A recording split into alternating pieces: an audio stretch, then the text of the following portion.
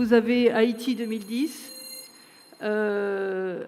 l'action du séisme sur une petite maison pourtant ancienne, pourtant traditionnelle.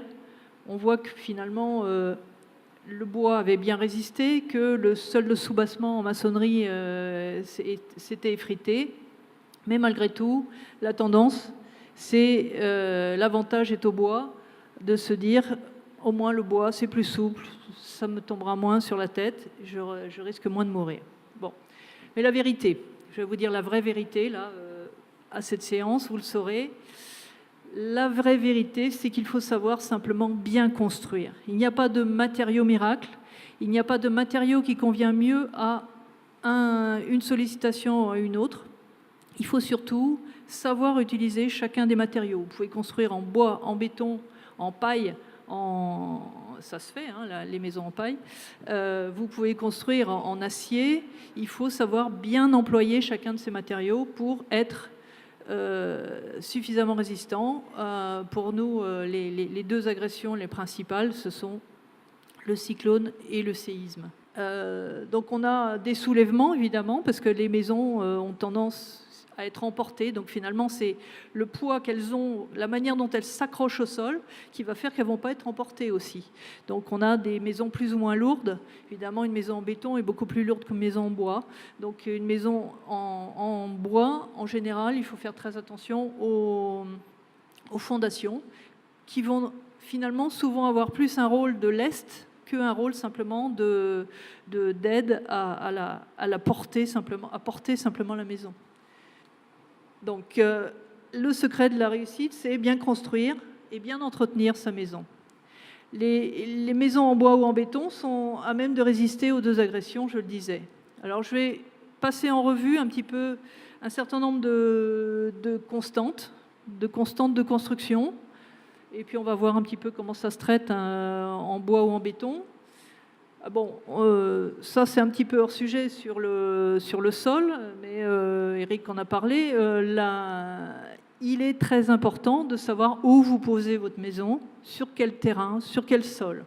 En maçonnerie, c'est la même chose, mais on n'utilise pas la même chose. C'est-à-dire qu'on va utiliser des panneaux de maçonnerie qui sont... Si on a un panneau de parpaing tout simple, sans rien autour, le panneau, il va casser facilement. Parce que les lits de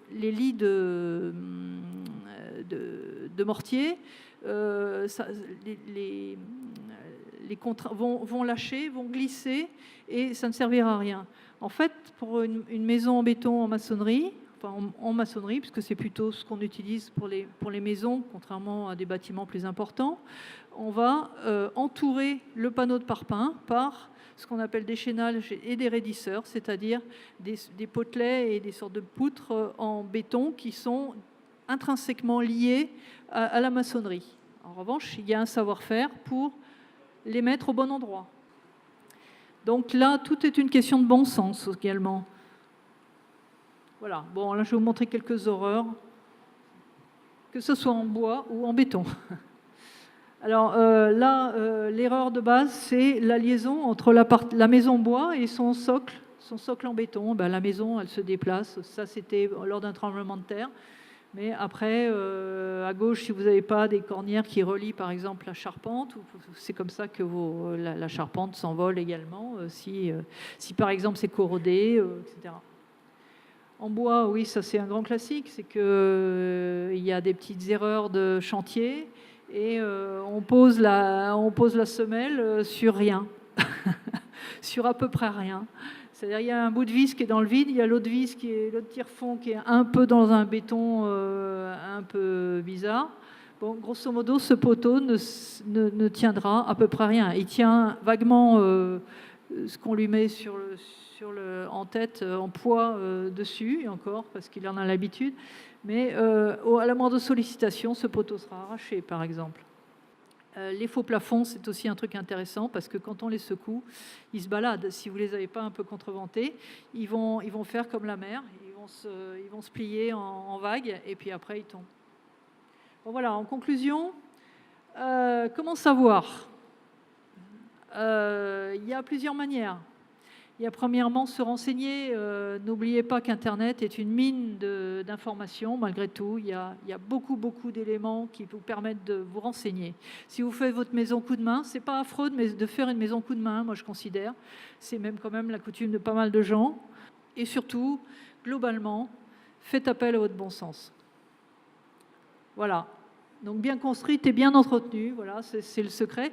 Mais que ce soit du bois ou du béton, on va dire que le bois, du point de vue de l'entretien, est souvent un peu plus prenant, puisqu'il faut quand même surveiller les peintures et la protection des bois tous les 3-4 ans, alors que le béton, on va dire que quand on a un ravalement, une imperméabilisation, on va quand même on va s'en occuper tous les 10 ans.